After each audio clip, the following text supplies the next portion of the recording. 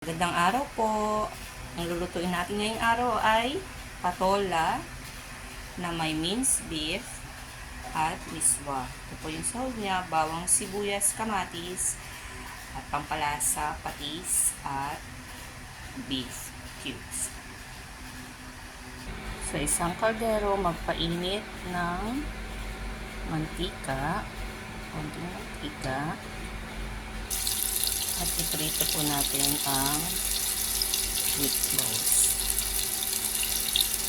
Takpan para mabilis maluto. Pag medyo golden brown, pwede na po siyang ahunin. Sa same kaldero, mag-isa ng bawang sibuyas. At pinagamitan yung mantika na rin ng meatballs. Isa, pati kamatis. Kailangan lang po maluto ng konti.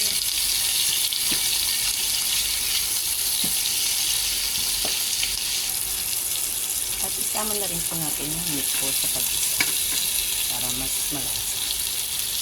Lagyan na rin natin yung cubes.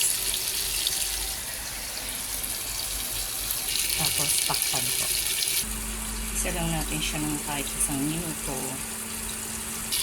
At pwede na rin po natin igisa muna yung bugan. Haluin.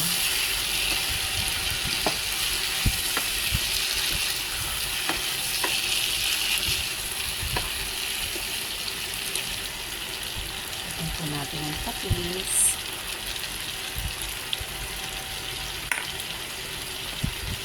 At paminta.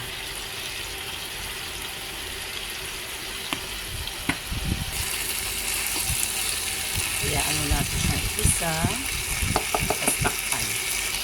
Pagkag-isa, maglagay ng tubig. Tansyahin na lang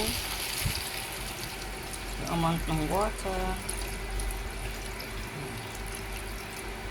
Naglagay po ako ng 3 cups of water. Tapos, takpan. Hayaan kumulo hanggang sa lumambot. Once kumulo na siya, pwede nang lagay ang miswa.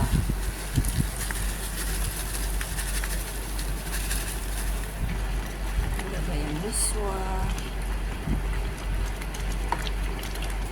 Tapos, hayaan siyang kumulo.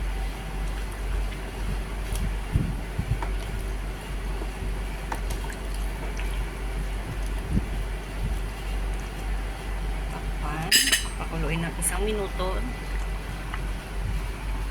Takpan. Ito na po. Luto na siya.